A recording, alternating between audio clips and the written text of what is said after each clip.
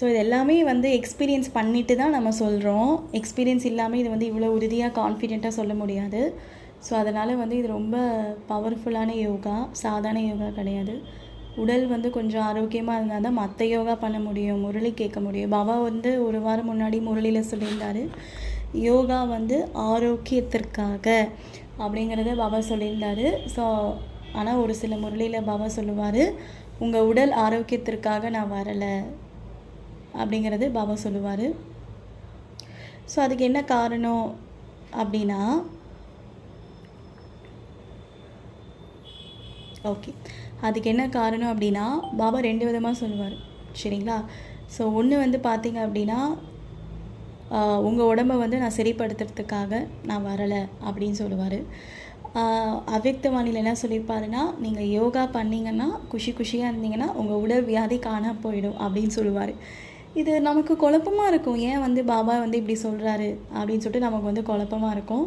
சரி, என்ன ரீசன் அப்படின்னா,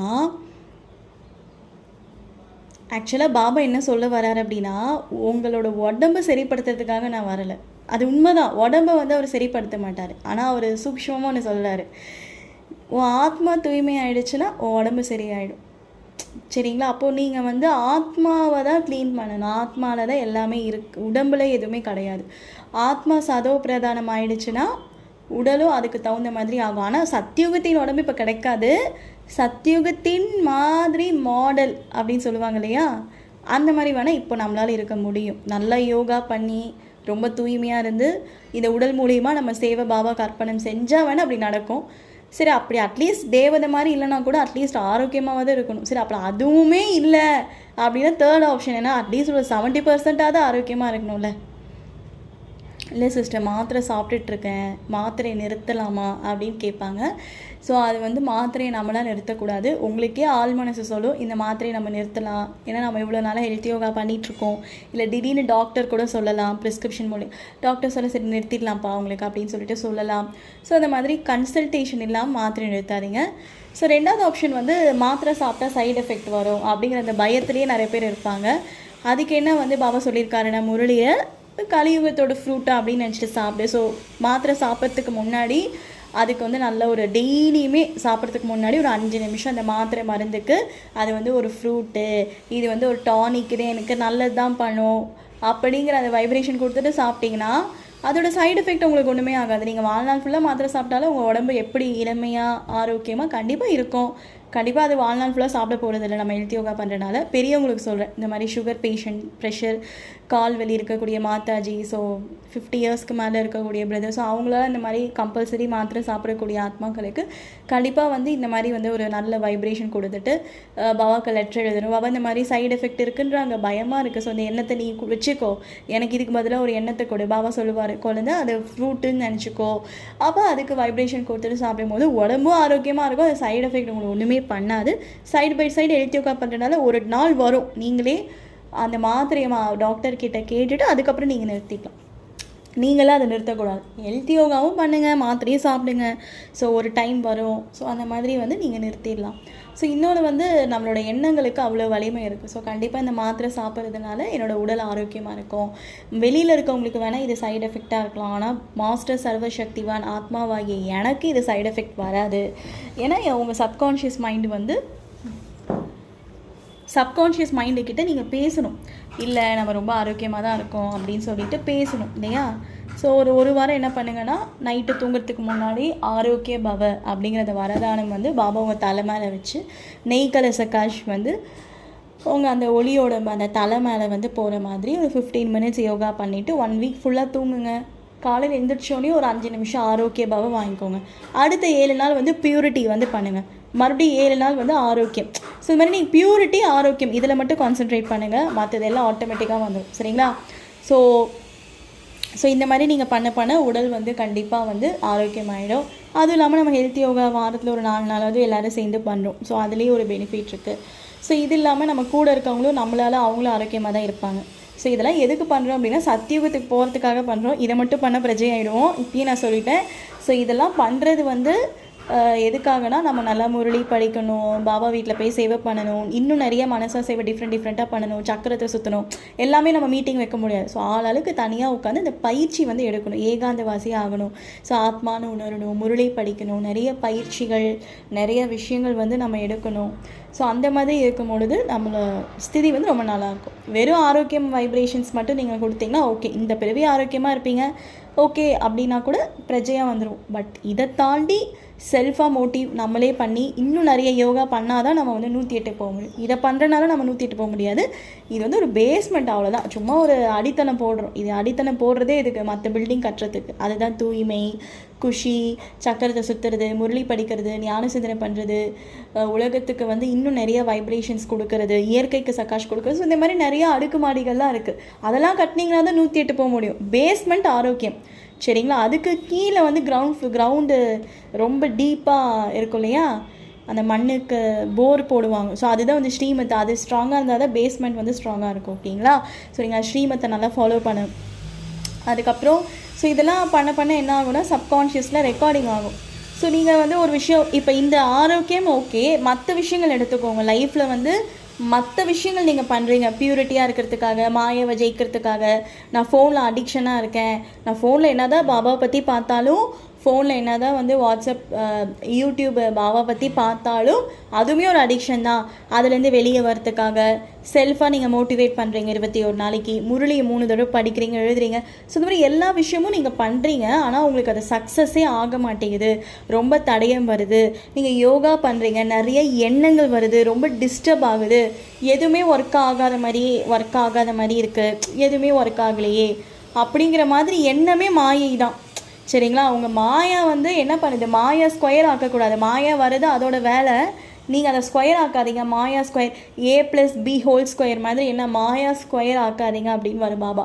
ஏன் அப்படின்னா, நீங்கள் தோல்வி அடைஞ்சாலும் பரவாயில்ல, ஒரே நாள் நீங்கள் எழுத்து சக்காஷ் ஒர்க் அவுட் ஆகலைனாலும் பரவாயில்ல, ஒரே நாள் புத்தி அலைப்பாயாமல் இருந்தாலும், விச் மீன் அலைப்பாயாமல் இருக்க முடியல, எதாக இருந்தாலும் பரவாயில்ல, நீங்கள் தோல்வியை மட்டும் ஒத்துக்காதீங்க.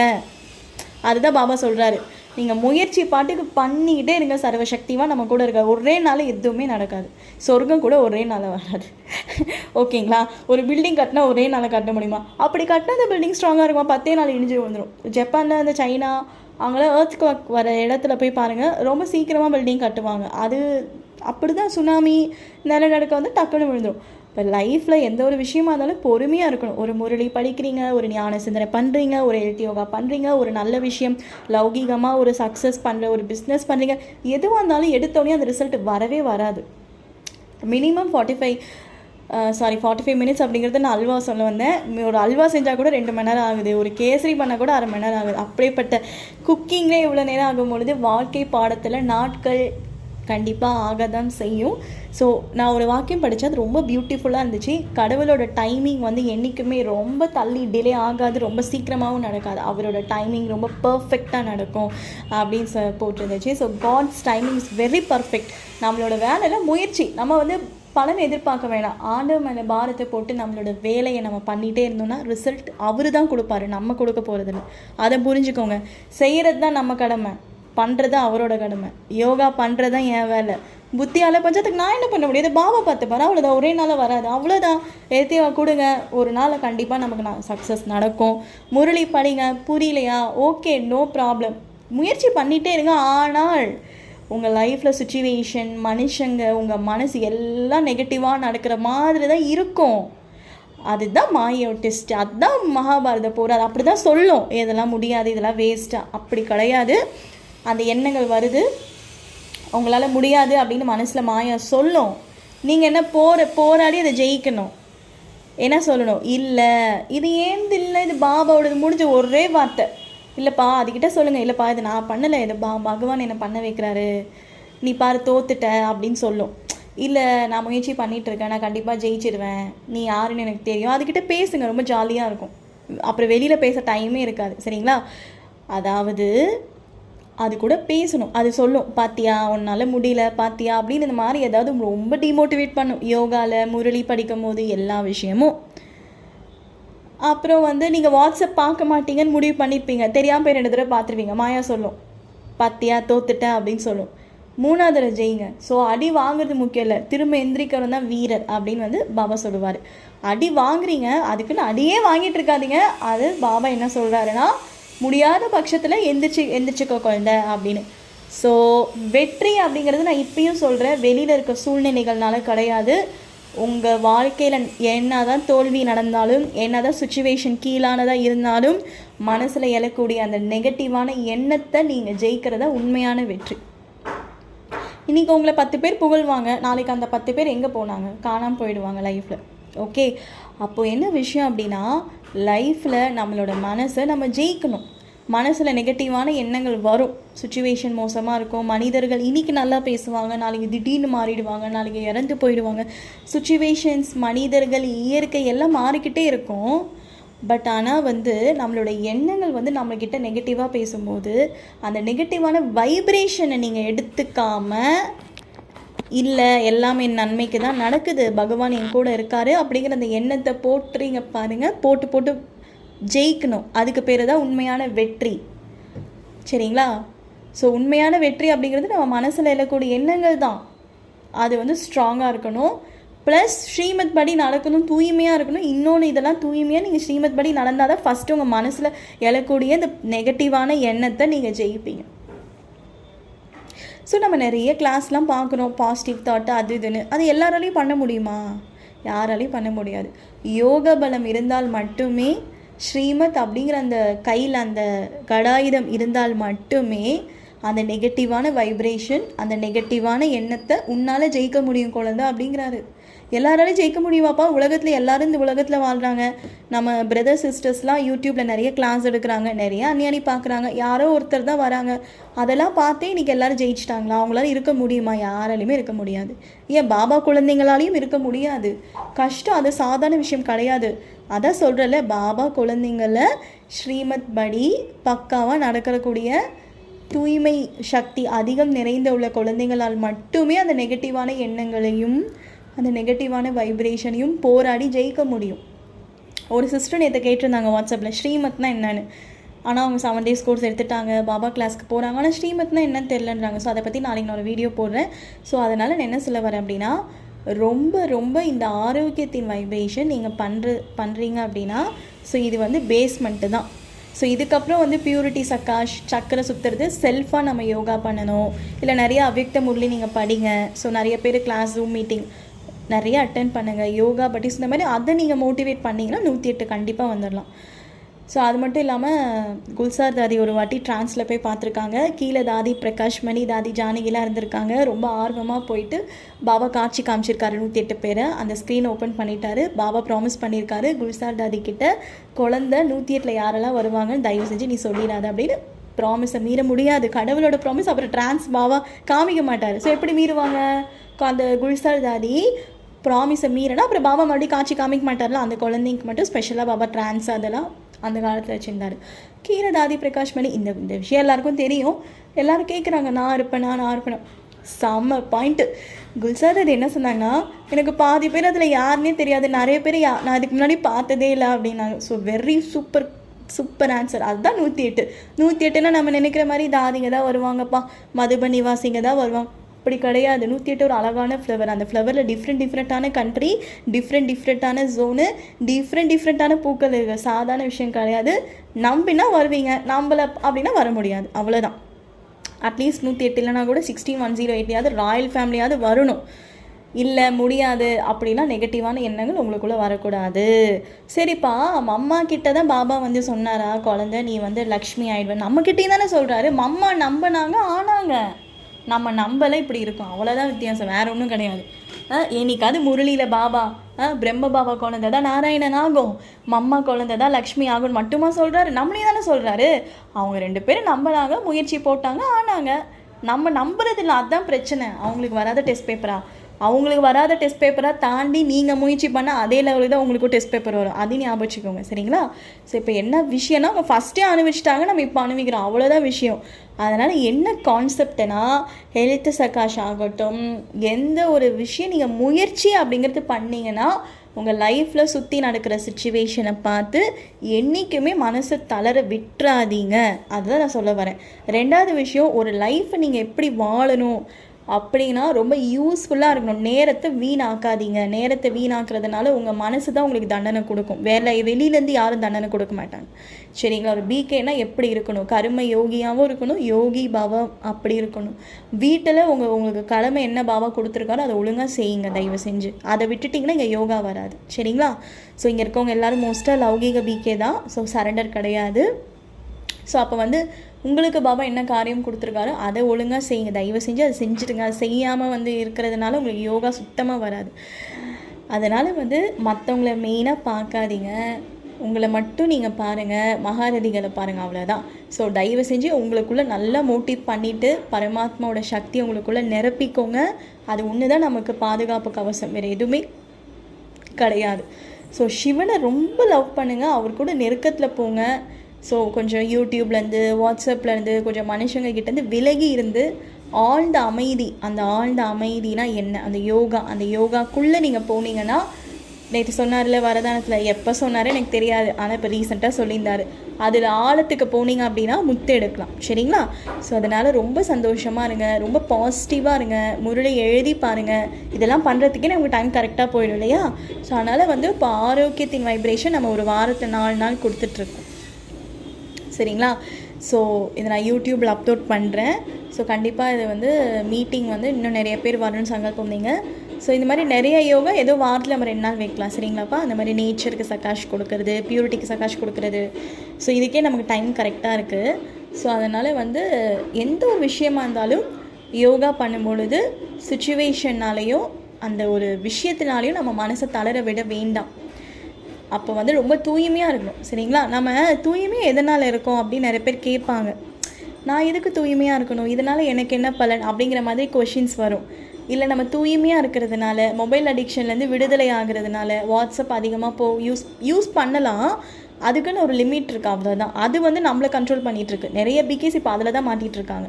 நல்லாவே தெரியுது இல்லையா? அஞ்ஞானிகளை விட்டு தெலுங்க பாபா குழந்தைங்களே மொபைலில் ரொம்ப அடிக்டாக இருக்காங்க. ஸோ அதை எப்படி தான் ஜெயிக்கிறது? பாபாட்ட போய் பேசுங்க, பாபா இதை நான் எப்படி ஜெயிக்கிறது? பாபா பேசுவார், பாபா யுக்தி கொடுப்பாரு. அப்படி பாபா உங்கள் கூட பேசலைன்னா ஸ்ரீமத்தில் ஏதோ தப்பு பண்ணுறீங்க, அதை கரெக்ட் பண்ணுங்கள். உங்களை பற்றி அதிகமாக யோசிங்க, நிறைய எழுதி பாருங்கள் அஃபர்மேஷன், நான் மாஸ்டர் சர்வசக்திவான். இதுக்கே டைம் சரியாக இருக்கும். நம்ம மொபைல் பார்க்குறதுக்கோ, மொபைல் பார்க்கலாம், வாட்ஸ்அப் யூஸ் பண்ணுங்கள், எல்லாமே பண்ணுங்கள். அதுக்குன்னு ஒரு லிமிட் இருக்குது. ஏன்னா இதெல்லாம் ஏன் பண்ணுறோம்? நான் தூய்மையாக இருக்க முடியுமா? கண்டிப்பாக இருக்கலாம். இதெல்லாம் ஏன் பண்ணுறேன்? சிவனோட நெருக்கத்தில் போகணும், என்னோடய நெகட்டிவ் தாட்டை நான் ஜெயிக்கணும், அதுக்காக நான் தூய்மையாக இருக்கேன், அதுக்காக நான் மொபைல் அடிக்ஷன்லேருந்து வெளியே வரணும். ஸோ இந்த மாதிரி ஏதாவது ஒரு குட்டி குட்டி லட்சியம் வச்சுட்டு அதை பேஸ் பண்ணி நீங்கள் பிகே லைஃப்பில் நடந்தீங்கன்னா அது செம்ம குஷியாக இருக்கும். ஸோ எந்த ஒரு லட்சியமே இல்லை அப்படின்னா ரொம்ப போர் அடிக்கும் இந்த லைஃபு. உங்களுக்கு பிடிச்ச ஒரு மகாரதிகளை பாருங்கள், ரொம்ப அவங்க பின்னாடி போகாதீங்க, பட் அவங்கள எக்ஸாம்பிளாக நீங்கள் வச்சுக்கலாம். சரிங்களா? சூரஜ் பாய், சச்சின் பாய், சிஸ்டர் சிவானி, ஸோ இந்த மாதிரி மகாரதிகள். இல்லை நம்ம தமிழ்நாடு ஜோனில் உங்களுக்கு யார் ரொம்ப பிடிச்சிருக்கோ அந்த சிஸ்டரோ பிரதரோ அவங்கள ஒரு எக்ஸாம்பிளாக நீங்கள் வைக்கலாம். சரிங்களா? ஸோ அவங்க பின்னாடி போகக்கூடாது, but you can take an example, ஒரு மோட்டிவ்காக நீங்கள் வச்சுக்கலாம். ஸோ இப்படி கொஞ்சம் கொஞ்சமாக நம்ம முயற்சி பண்ணால் தான் நம்மளால் லக்ஷ்மி நாராயணன் சொர்க்கத்தின் இலக்கை நம்மளால் அடைய முடியும். சரிங்களா? எடுத்தோடனே நம்மளால் என்ன பண்ண முடியாது, சொர்க்கத்துக்கு போக முடியாது. கரெக்டாக? பட் ஆனால் நம்ம கண்டிப்பாக இப்போது சின்ன சின்ன லட்சியம் நம்ம வச்சுட்டு அதை நம்ம முயற்சி பண்ணும்போது கண்டிப்பாக அங்கே போய் ரீச் ஆகிடும். சரிங்களா? ஒரு வீடியோவில் நான் பார்த்தேன், நீங்கள் காரை சென்னையிலேருந்து ஊட்டி ஓட்டிகிட்டு போகிறீங்க அப்படின்னா அந்த ஊட்டியில் இருக்க எல்லா டிஸ்டன்ஸும் உங்களுக்கு தெரியாது. அந்த கார்லேருந்து ஒரு 2 மீட்டர் 4 மீட்டர் தள்ளி அந்த டிஸ்டன்ஸ் தான் உங்களுக்கு தெரியும். ஒரு கொஞ்சம் டிஸ்டன்ஸ் வரைக்கும் தான் வெளிச்சம் தெரியும். பாபாவோட லைஃப்லேயும் அப்படி தான், கொஞ்சம் கொஞ்சமாக முயற்சி பண்ணி தான் முன்னாடி போக முடியும். எடுத்தோடனே அப்படியே அங்கே சொர்க்கத்துக்கு போய் நான் சொர்க்கத்தோட காட்சி பார்க்குறேன், சொர்க்கத்தில் எனக்கு எப்படி இருக்குன்னு தெரியல, எனக்கு ரொம்ப டீமோட்டிவேட் ஆகுது அப்படிங்கிறத நம்ம சொல்லக்கூடாது. கொஞ்சம் கொஞ்சமாக நம்ம முயற்சி பண்ணி போகணும். அதுக்குன்னு ரொம்ப அப்படியே சோம்பேறியாகவும் இருக்கக்கூடாது, ரொம்ப ஓவராக நீங்கள் மனசை போட்டு வருத்திக்காதீங்க, ஐயையோ நான் ஸ்ரீமத் படி நடக்கலேன்னு. ஒரே ஒரு விஷயப்பா பாபா மன்னிக்க மாட்டார். அது என்னென்னா, முதல் விகாரத்தில் நீங்கள் தோக்குறது, உடல் மூலியமாக தோக்குறத மட்டும்தான் பகவான் மன்னிக்க மாட்டார். மற்ற எல்லா விஷயத்தையும் அவர் ஏதோ மன்னிக்கிறாரு, எத்தனை நாள் தெரில. அதுக்குன்னு அந்த ஒரு விஷயத்தில் மட்டும் கவனம் கொடுத்துக்கோங்க எல்லாரும். சரிங்களா? உடல் மூலியமாக ஃபஸ்ட்டு விகாரத்தில் ரொம்ப தூய்மையாக இருக்கணும். மெயினாக கல்யாணம் ஆன பிகேஸுக்கு கல்யாணம் ஆகாத பிகேஸும் தூய்மை இருந்து தான் அவனோட உலகம் அந்த மாதிரி தான் இருக்குது. சரிங்களா?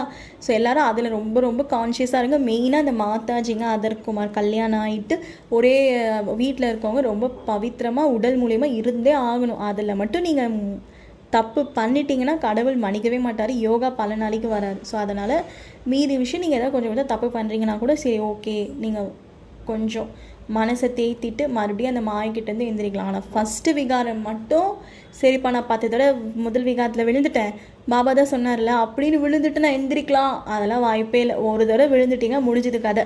2 தடவை விழுந்துட்டீங்க, 3 தடவை விழுந்துட்டா அவ்வளோதான் முடிஞ்சது. ஒரு நட்டி கூட உங்களால் முயற்சி பண்ண முடியாது. பாபா வானிலையும் சொல்லியிருக்காரு, எனக்கு தெரிஞ்ச சிஸ்டர் பிரதரும் இதை பற்றி சொல்லியிருக்காங்க. ஸோ அதனால் அதில் மட்டும் கடவுள் காம்ப்ரமைஸ் பண்ண மாட்டார். மீதி விஷயம் நீங்கள் தோக்குறீங்கன்னா மனசை தேத்திக்கோங்க. முயற்சியை தளர விடாதீங்க, முயற்சியை கைவிடாதீங்க. அதுக்குன்னு முயற்சி பண்ணாமல் இருக்காதீங்க. அதுக்குன்னு ஸ்ரீமத் படி நடக்க முடியல டென்ஷன் ஆகாதீங்க.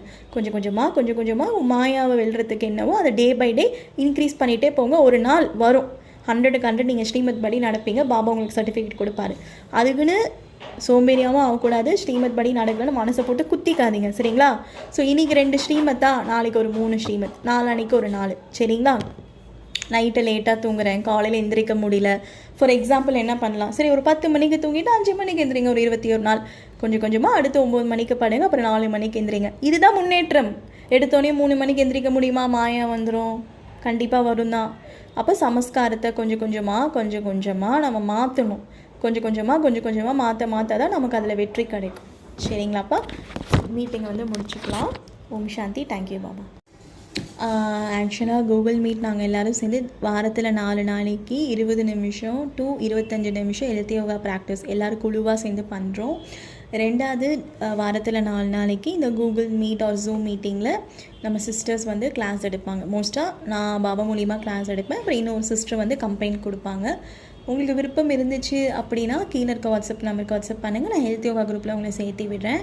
ஓகேங்களா? உங்களுக்கு ஆசையாக இருந்துச்சு, இது உண்மையிலேயே ஒர்க் அவுட் ஆகுது அப்படின்னா யாருக்காவது தெரியணும். ஏன்னா எந்த ஒரு விஷயம் உங்களுக்கு ப்ரூஃப் வேணும் இல்லையா? சரி, ஹெல்த் யோகா உண்மையிலேயே ப்ரூஃப்னால் டெஸ்டிமோனி சிஸ்டர்ஸ் பிரதர்ஸ் ஆடியோஸ் இருக்குது. உங்களுக்கு வாட்ஸ்அப்பில் நான் பர்சனலாக அனுப்புகிறேன். யூடியூப்பில் போட முடியாது லைவாக.